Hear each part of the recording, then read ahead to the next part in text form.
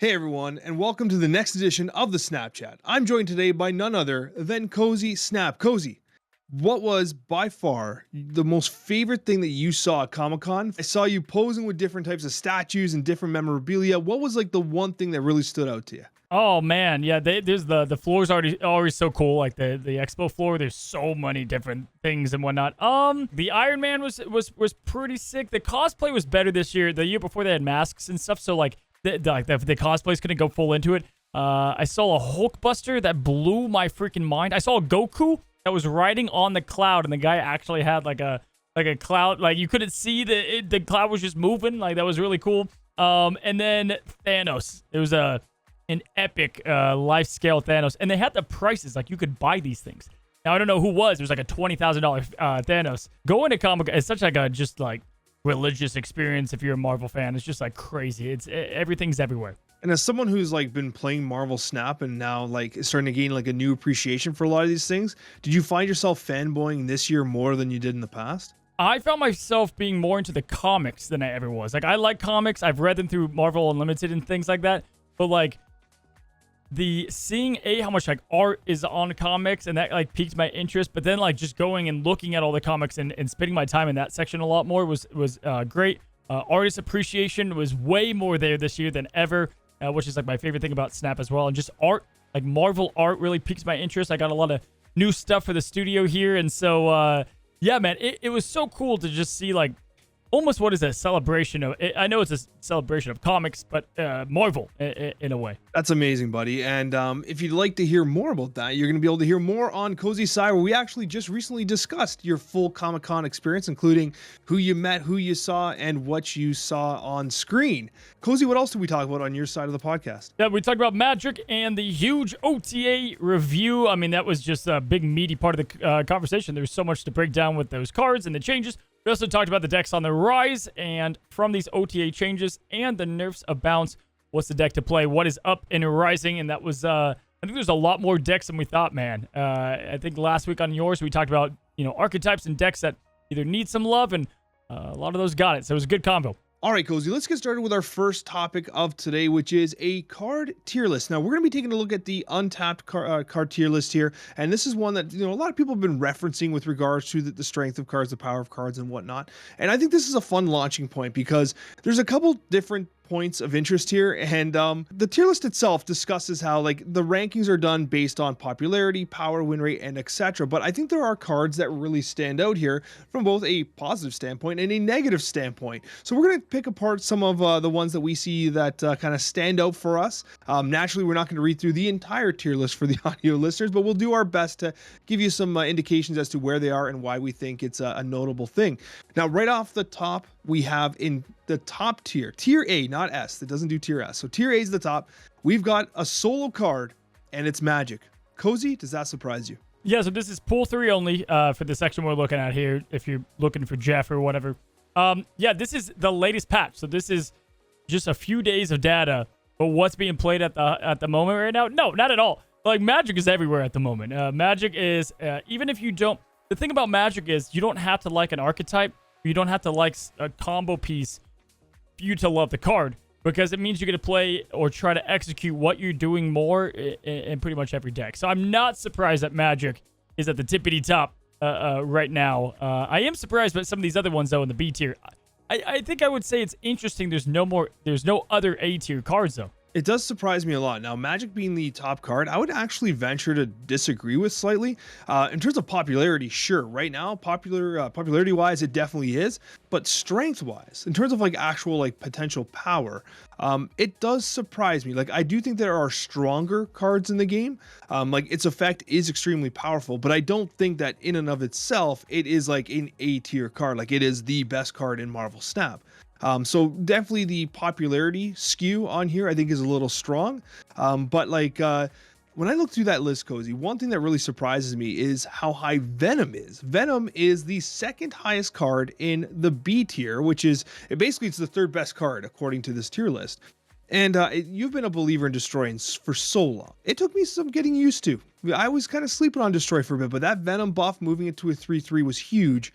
Does this surprise you to see it so high? I think this tier list is popularity. I don't think there's like the other metrics. I don't know the weighting scale, but I think Wasp was in the A tier last time. It was at the top. Like, and we all know Wasp is far from popular. So if I was looking at this as a popularity tier list with like a sprinkle of meta relevance, no, like, you know what it is? It's because Phoenix forces your eyes as well, right? So Venom is the best card probably to put into decks that want to utilize Phoenix Force for their own benefit. So I do see Venom at play because of that a ton. I mean, I just did a kind of a destroy breakdown, the Master Destroy class, and Venom is my favorite destroy card because of what he brings. And it's crazy to think the 3-1 to the 3-3 was such a massive difference of the card. But you get to, in a destroy shell, no, you don't have any negatives because you're killing and destroying things to help you null, your death, you whatever. You build up the Wolverine, and then you're also building up the Venom. Yeah, dude, I don't know if I'm surprised. Maybe at number 3, that's pretty surprising, but I do think that has a lot to do with Phoenix. At number 6, we have a card in Wong. Now, that is way higher than I would have expected Wong to be. Now, I'm a huge believer in on-reveal lists. I think that, like, low-key on-reveal lists are actually pretty cool right now. Mid 50% win rate, but I think that you can catch some people by surprise. For me, though, Wong feels high. Now, Wong is seeing a bit of a reemergence because of, well, a deck that we talked about on your side there. We have the negative Wong Surfer deck that's making strides. Where do you see Wong fitting into the current meta? Yeah, so again, if I were to take this as popularity, it's strictly because Silver Surfer is through the roof right now. Negative Silver Surfer is the deck by a large margin. I think it's like 10% higher than most of the decks being played. And then maybe Echo had a little bit to do with Wong. If we're looking at just the last few days, I don't think Wong is like much higher than he was maybe prior to all these cards coming out. I think Magic kind of keeps Wong, like Magic doesn't add all too much outside of maybe some combo play. Wong to me it got the biggest uplift through Conquest coming out because you have less people playing Cosmo or whatever it might be. And with Echo coming out too, I think it does bring a nice little balance. I think Wong will always be good because of the nature of what he does, and there's always good on-reveal effects. I don't even know if I'd put him in the B tier, but yeah, in this list sorting, it's interesting to see him here, for sure. Yeah, we're definitely kind of like taking a look at the list sorting itself and trying to pick up some a bit of analysis based on like the popularity of cards, what people are like perceiving as strong cards. Like for instance, like I would agree that Magic is being perceived as a very strong card right now. Whether or not that shakes out that way is a whole different story. There's a card in the B tier. Now albeit it's near the bottom, but it's there. But I have to ask you your opinion on it because for me it blows my mind, and it's Crystal. It looks like it's about 30 deep respectively in the B tier here, but Crystal is sitting in the B tier, which I think Cozy's looking at confused right now. He's like, Alex, I don't know what you're gonna ask me about Crystal, but I'm not prepared for an answer. Okay, I'll preface this by saying that I've actually been playing Crystal. I've been playing more Crystal than I think anybody out there right now because I've been playing it in Hella because I thought it was pretty fascinating. This was before the Magic change, for the record, right? I think Magic kind of steps on Crystal's heels a little bit because, you get that free draw, right? I've been playing Hella in, my Baron lists and my Ronin lists. By the way, right over my shoulder, if you look right here, right there, you see what that is? It's a Baron Funko Pop. Ooh. Can you believe I bought a Baron Mordo Funko Pop? That's right. That's what I did on the weekend. But long story short, Crystal, right? Now, somehow we're talking about Baron, but Crystal is in B tier. Cozy, it can't be popularity. You know what I mean? It can't be popularity. What could possibly be rising Crystal's stock? Dude, I don't know. If you look at every other card here, I could explain it to a capacity, right? Like you got a lot of these belong. Hella is suspect as all hell, but it is up there because of Living Tribunal. And the patch was very recent. I think this is going to look drastically different come a week or two. Listen, I have not dabbled into the Hella deck. I'm just going to click on it. I have not dabbled in the Hella deck. Where is this being played? Let's see. Yeah, it still doesn't have great... 34% win rate. It's like deck. a Shuri. Yeah, then it's just the popularity of it. It's like, man, does this just discredit the whole list? No. Crystal definitely just doesn't belong with the rest of these. Yeah. I don't know why Crystal's there, man. It's just, even, what's funny is the Crystal's even worse in my eyes because of Magic. Magic gives you another card draw that builds into what you're trying to do, and it's not a dead play. I don't know. It must be popular in some deck that probably isn't that good. That's hilarious. I wanted to get you off guard a little bit here, right? With a couple. Okay, so are there any other ones that stand out to you in the B tier that like that make sense or they don't make sense to you? I guess for me, it's like I want to know, like, to you, what do you think? Or you don't have to give me a specific order because it's on the spot here. But like, what are like in your opinion some of the best cards in the game? Because this list is cute, but like I want to know, like, to you, like, what is kind of your like. I get it. These cards bring so much to the table. You can just list some of the ones up that you see here. But what do you think? Like right off the top of my head, like Magneto, I think is like, we talked about how Magneto is like one of the few evergreen 6-drops that you can put into any deck. I mean, Doctor Doom still holds a place in my heart. Sarah is another one that like realistically is going to be in any top 10. Dracula, still an absolute banger. I think Dracula is on the rise again thanks to the Spider-Ham nerf, right? Because obviously Discard got hit by the Spider-Ham nerf, sorry. She-Hulk, ironically, I still think is good. People are sleeping on She-Hulk. And finally, like it's a Lockjaw. Lockjaw is a key component of so many different decks, whether it be Thanos or High Evolutionary or what have you. So like there are so many options that aren't Crystal. So that's why I wanted to kind of like, pick at you a bit. Like what are the cards that come to head, or like to your mind, sorry, that are the ones that really stand out top tier that should be here? Yeah, I mean, Patriot, Sarah, Magic, Sherry, Silver Surfer, Venom to an extent, Wave. Those are the winners. I think those are the best cards in the game, in my opinion. What they bring, I don't want to say they're the best in the game, but like the function, what you can do with them across so many decks, and the consistency that they bring and the way that they work. Daredevil's always going to find his way in here as well. But Surfer, man, I don't know. Surfer right now is so strong. It's at a point where it's like it's had so many things go its way that continue to build that damn thing up. And Luke Cage, man, just a good catch-all. A little surprised that maybe he's this high, but he's also here just for the popularity of either Cerebro 2, but also High Evo always having an effect. It's always fun to look down on this popularity list and just see like what shocks us the most, dude. Looking at the C tier here, man, what is like the one that jumps out to you the most that it's so low? The one that really jumps out to me, honestly, is Nick Fury. Like, how is Nick Fury a C tier card at 4/5? A recently buffed card, the staple of Rocks and Hawks. And I think Nick Fury is a fantastic card, and it kind of blows my mind that he's being ranked like lower than Gambit, lower than some of the other cards that are a little more niche. For instance, like even Hellcow's better than Nick Fury. Are we sure about that, Cozy? Yeah, Discard just getting maybe a lot more love after the Spider-Ham, but like Nick Fury deck, Rocks and Hawks has not really moved in how good it is. It's a good deck. It's like, it's going to be good. There's not a lot that can affect the deck. The way that the card random generation works, it's going to be solid. Because we're only going off a few days, this list, in a second, we'll do by maybe last 30 just to do a quick overview of maybe the different changes. Taskmaster, though, as far as even looking at the patch, is shocking. Sherry uses them like crazy. And then the new Phoenix Force. Why would you not want to have Taskmaster? So he's a little low on my end there. The Nick Fury, I would say, yeah. Beast, its bounce is still good and bounce is still played. So I'm a little shocked that he's this low. I'm kind of dumbfounded at him probably the most. Black Panther, extremely good card. That's a little low on my list too. But everything else here seems about right. I like Mojo rising up. I like some of these other cards. I don't know what the hell M'Baku's doing up there in Yellow Jacket, but I like it. I think the most fascinating part of this is to see like what cards are with other cards. Like Beast is sandwiched by Super Scroll and Debris. Like I don't see it, right? Like I just don't see it. Like this card is instrumental to the best deck in the game, which could still possibly be the best deck in the game for all we know. Like more time will tell. And you're right. Like Taskmaster is an absolutely awesome card in so many different variations of those like Shuri based decks.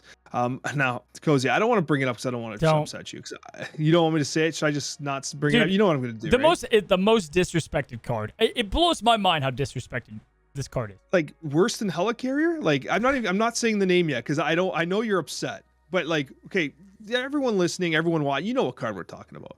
Listen, it's Arrow. Yeah, Hey, keep not playing near bottom of D tier. Keep not playing Arrow. She is far from D tier, man. But if this is a popularity list, okay. I think in this list as a whole, a lot of these make sense. In fact, damn near all of them. I think Rescue, I get the whole Shang-Chi thing, a little disrespected.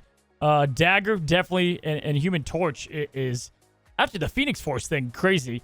Leader, a little low. But what the hell? What the hell's going on with the Arrow? You're telling me that Arrow is worse than Moon Knight? Is worse than Viper? Then worse than Absorbing Man? A card that we've talked about being problematic over and over and over again. A card that just feels like it can be cut from everything. I think you're right. I think Arrow is by far the most disrespected card in Marvel. And I feel bad for you because like you've been a defender of Arrow. You recently got an absolutely beautiful split of Arrow. Well, I'm sure it'll show its face on the podcast at some point.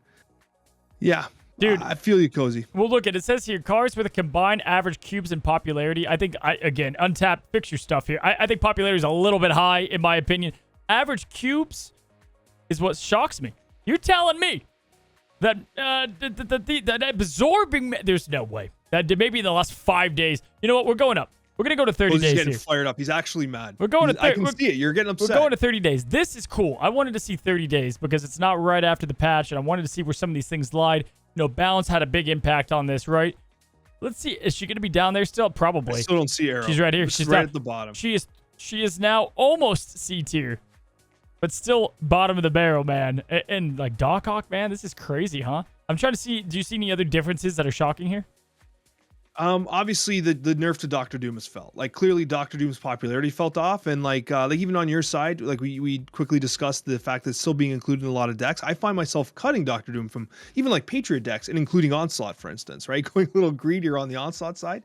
Doctor Doom feels like it definitely has fallen in popularity, which is kind of sad. Like, and that's kind of why, like I mentioned prior, like Magneto feels like such a great evergreen card. It's kind of taken Doctor Doom's place a little bit, don't you feel? I don't know. The 4 bots, again, Patriot to me is probably the only place that I would be playing Doom. Next week, Cozy, we're going to get a chance to revisit these cards in our own top 10 list. Where we're going to be discussing our favorite cards in Marvel Snap at the time.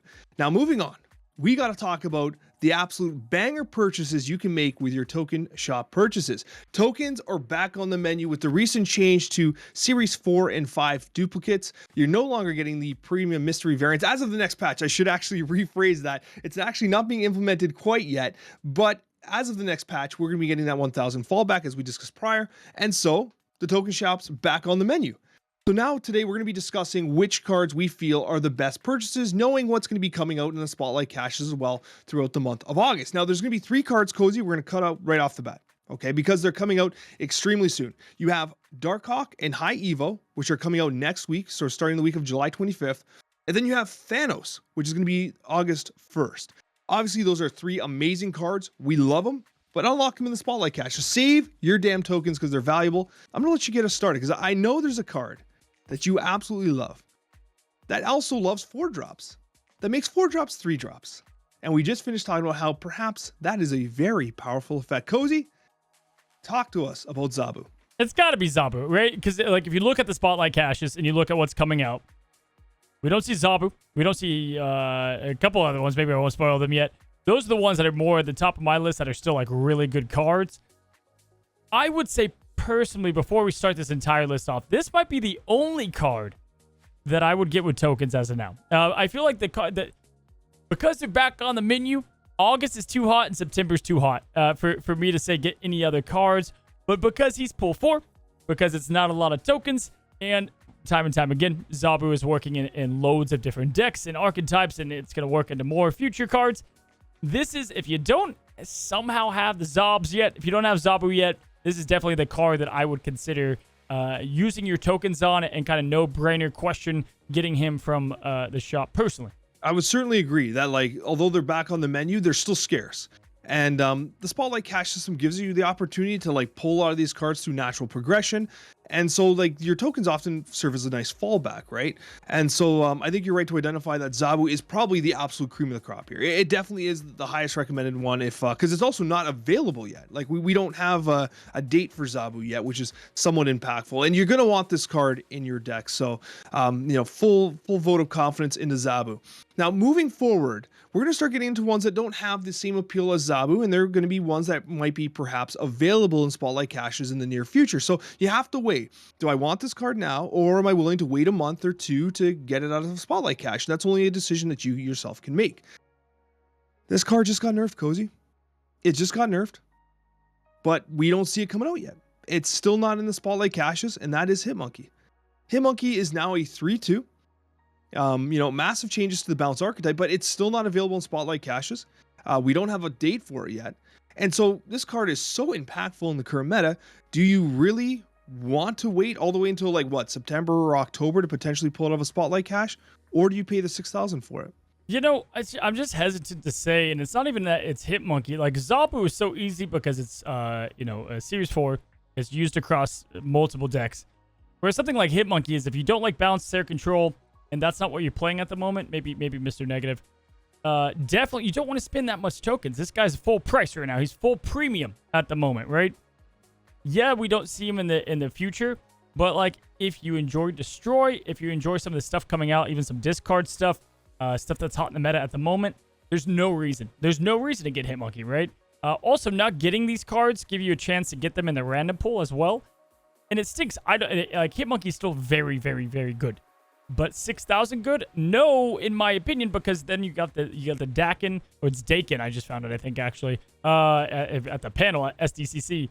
Whatever, Lady Deathstrike, and obviously like X23, that kind of stuff is what you compare to this. So it just depends. Do you value FOMO? Do you value, if you're looking to complete a bounce deck or a Sarah Miracle deck, then yes, it's a good card. And it's one that I would buy. But yeah, you gotta be hesitant. Yeah, I definitely hesitate with it as well. And you're right. Like the Zabu value is just there because it's a Series 4 card. And I think that most people would have picked up Hitmonkey by this point because like Hitmonkey was obviously a core component of what was the most powerful deck in the game. It still is a very strong deck.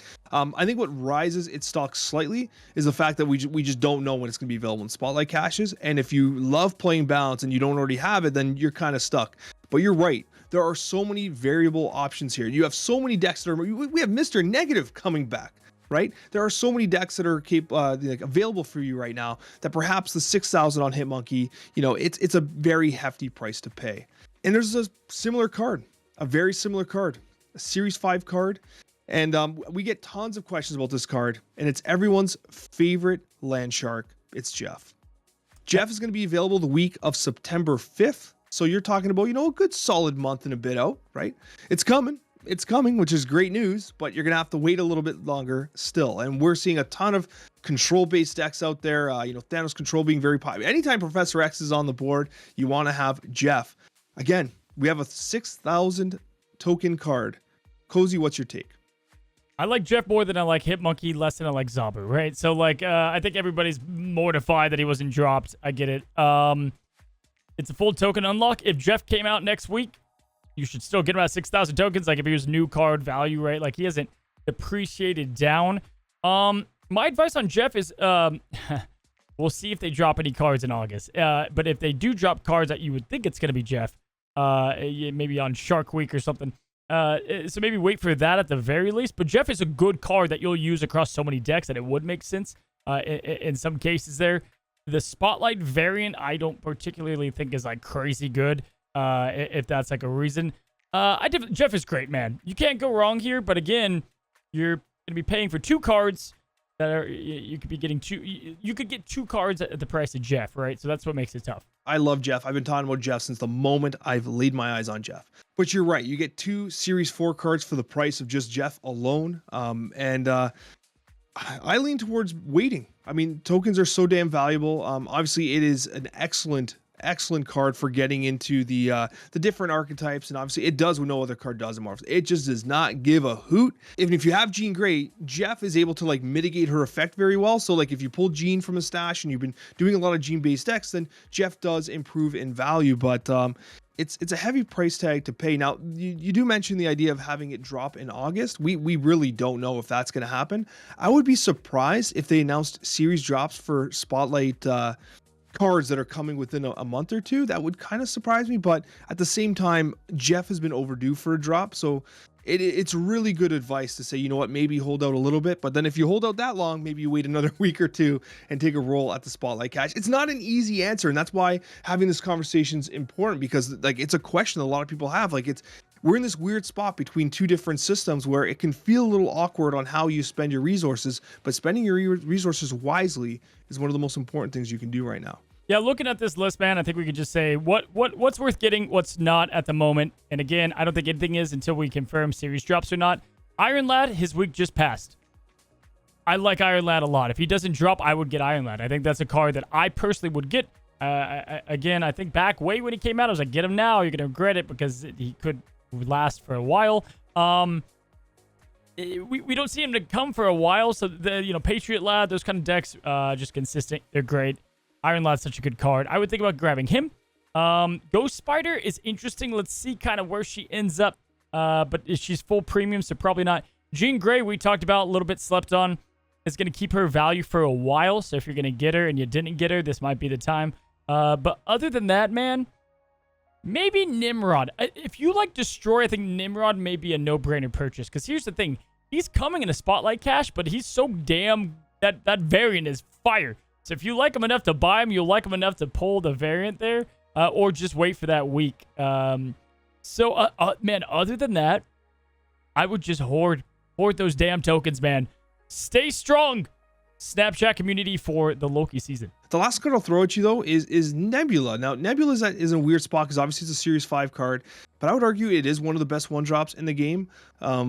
It's going to be in a Spotlight Cache on August 22nd. I would not get it. Literally basically a month. You're good, just wait it out. It's 6,000 tokens, yeah? No way. Yeah, it's 6,000. It's not quite worth it, is it? Not a shot. No, not a shot. I think, again, my advice to the majority of the player base, you save all your tokens, you save all of your Spotlight Caches.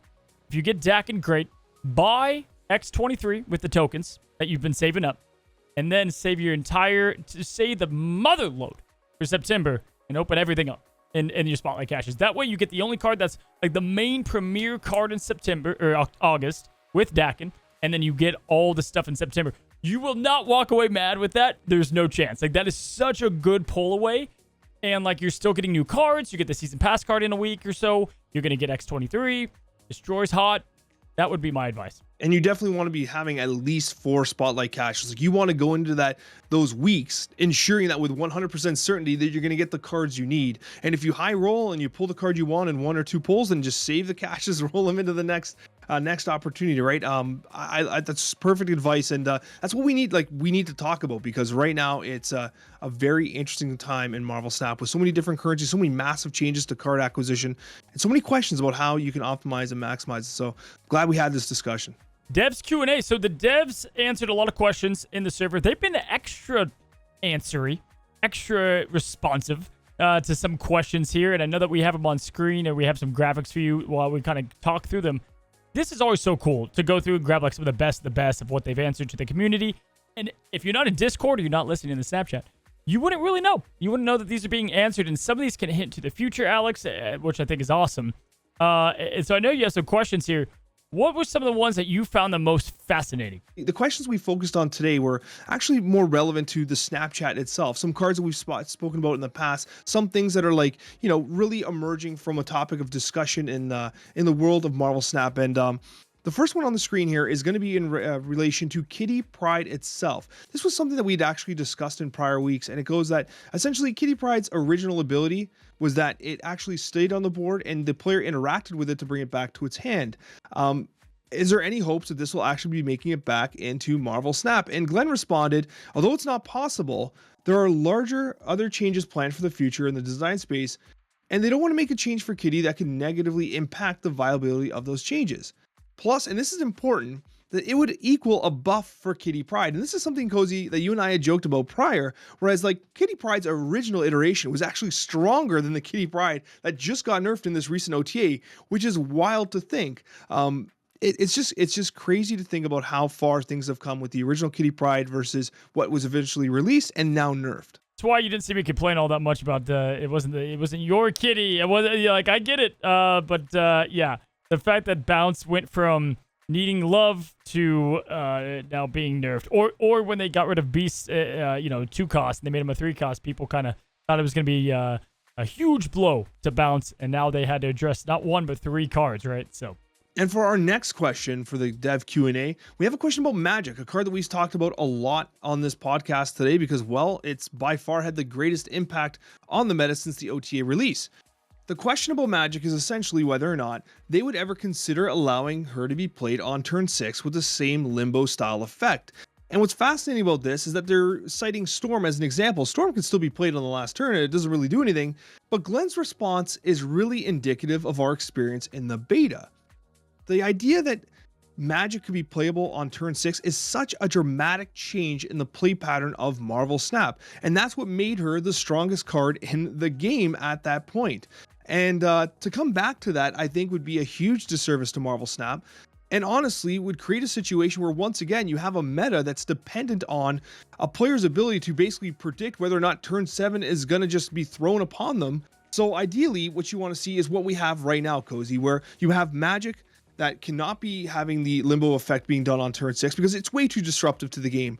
I think that what they've done with Magic is great, and I think that I understand why a lot of players say, hey, why can't we do this on 6? It would be good. Well, that's the problem. It's way too damn good. Yeah, we've seen that before, right? And that's why I got to address. And the fact that they're making it to where that you're going to be able to play her still is what the fix that does feel good. Because, like, you know, sometimes the 2 power is 2 power, you know, and you need to get that out. As of now, you legit can't even play that. Like, you know, so definitely a big change.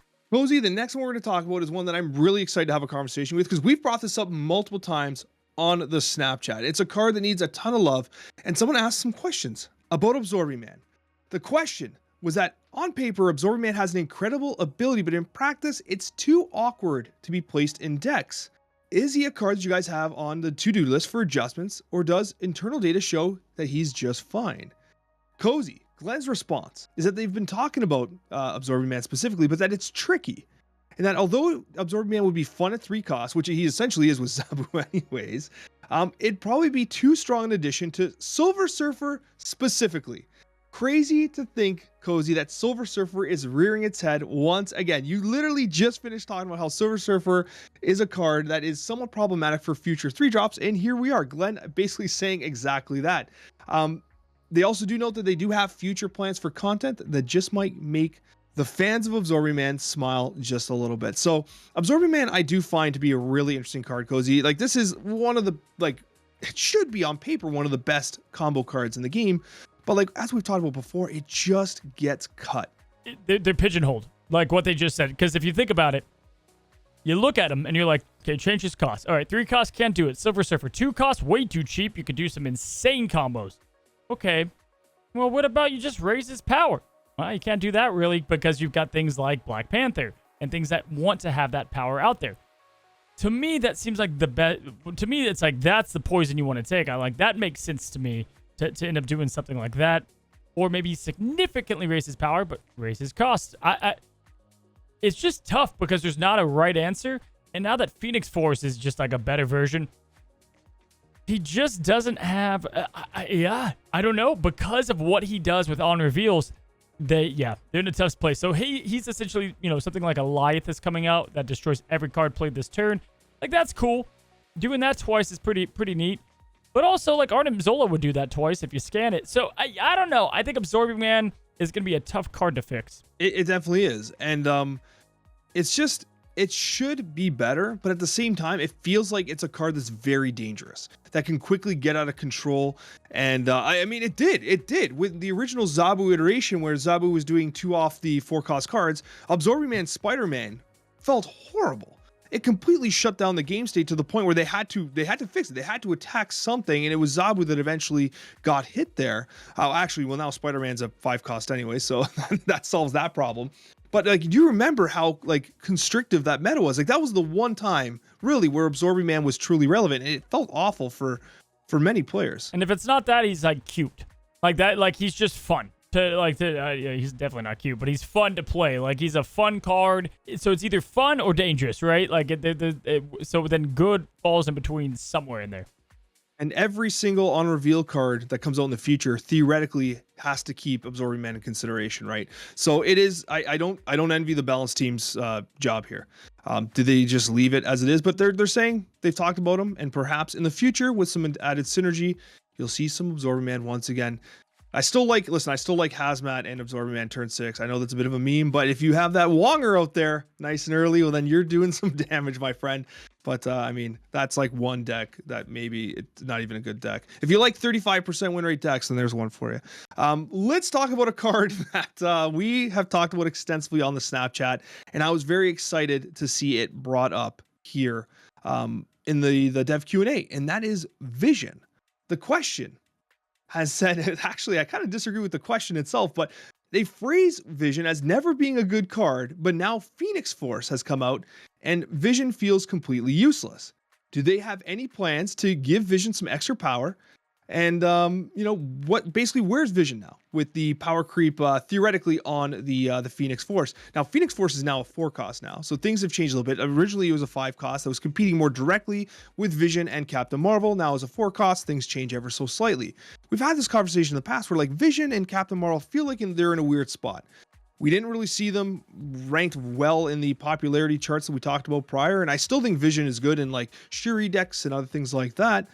So it's very interesting to see Glenn's response, which is that Vision isn't competing with Phoenix for decks, although he does compete with Phoenix in play. Phoenix requires a lot of deck space to enable, whereas Vision needs none, and that's kind of important to consider. They're also stating that Vision's play rate is lower than it's been in the past, but its win rate is not exceptionally low.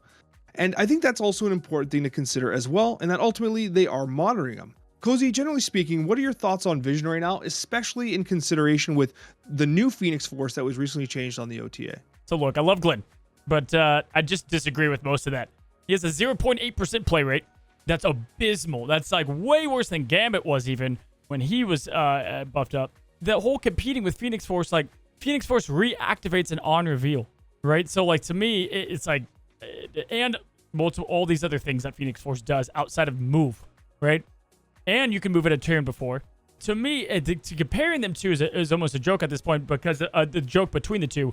I respect. Listen, Glenn, this man knows how to make cards and knows how to balance cards. That is very proven there. But I think that we saw once where it's like they weren't going to do starter cards, they weren't going to do magic. Both those things were said on Twitter, and then we've had Medusa, we've had this. Vision is just awkward, man. I think that having the one turn to have the play difference is just a bit weird. I've seen them in the data mines kind of fuddle with other cards that they try to make, like Snow Guard was supposed to have a mini Vision at one point as well. I would love an extra turn to have the play games. I honestly think that if you just make him 4 and you make Captain Marvel 4 and you bring down the power, that still feels really good. They get to do what they get to do.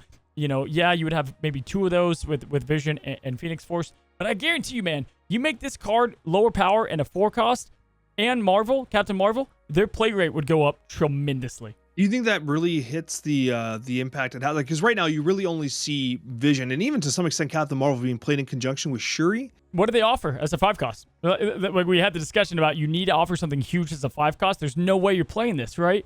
Whereas if it's a 4 cost that you can also get down to Zabu territory, now you're talking about a 3 cost potentially. Or, like, imagine getting Captain Marvel as a 3/5, whatever, 4/5, but it can be discounted down. Dude, you're going to be playing that all the time. You have, like, a little safety of protection. And it's not even, like, 5 extra points is not a life changer all the time. But it's kind of huge there, right? And maybe, obviously, there's some number fudging probably here with the design space. But I think it would fix a lot of those problems. Especially as, like, honestly, 5 cost cards have become increasingly more competitive. It's exactly what we discussed with Legion. Like, Legion on paper seems like a fun card, an interesting card, but on turn 5, something has to happen. You have to make a splash. And neither Vision nor Captain Marvel do that. And so, I mean, they're in a very interesting spot. I do have faith in the development team. I'm sure that they have a plan, as one might say, as we say all the time. But regardless, I mean, I love Vision. I've been watching the Marvel Snap MCU, and Vision is low-key one of my favorite characters. I mean, lifted Mjolnir, got to pay some respect to that, right? And ultimately, though, I do think that it's a card I'd like to see kind of make a bit of a comeback, because it's an interesting card. It's a fun card, and it's a card that really relies on the mind games of Marvel Snap. Now, Cozy, that brings us to the end of this edition of the Snapchat. I want to say thank you to everyone for joining us today, for supporting our content, and of course for listening on in with us as we discuss what is, quite frankly, our favorite game. Cozy, I still can't believe that we get to do this every week. Isn't this not just like one of the best things ever? Oh, dude, it's amazing. And guys, what I love is you guys don't always see what goes on behind the scenes. Like, first of all, just crazy weeks between the two of us. But we also had my one of my computers just completely crap the bed in the middle of this whole Snapchat. Derailed us for like an hour plus. This is the stuff that I love. And no matter what, man, we bring it every week. We're going to keep doing it every week, and nothing's going to stop us of it. It's just too much fun talking Snap. And man, I got a tier list next week that I'm so excited to have you rank some more D tiers and E tiers and all the tiers out. Have you got any more animal? Hey, someone came up to me at Comic-Con and talked about the animal tier list. I have you know. Really? That's even at Comic-Con, it penetrated the Comic-Con meta. The elephant animal take. tier list came up. It was the elephant take. It's always the elephant. It's always the elephant. Listen, okay. You know what? I promise you guys this. I am gonna watch like a Planet Earth documentary with my kids, and I'm gonna watch those elephants, and I'm gonna try and change my mind. I'm gonna try and like get cultured on the elephants, their trunks. They do have cool feet though. They're like massive, like I don't know. It's too late. It's too late. It's too late. Like I'm just grasping at straws at this point. Hey, okay. Well, listen, I'll try my best to change my views on elephants. But until then, we'll see you on that next Snapchat episode.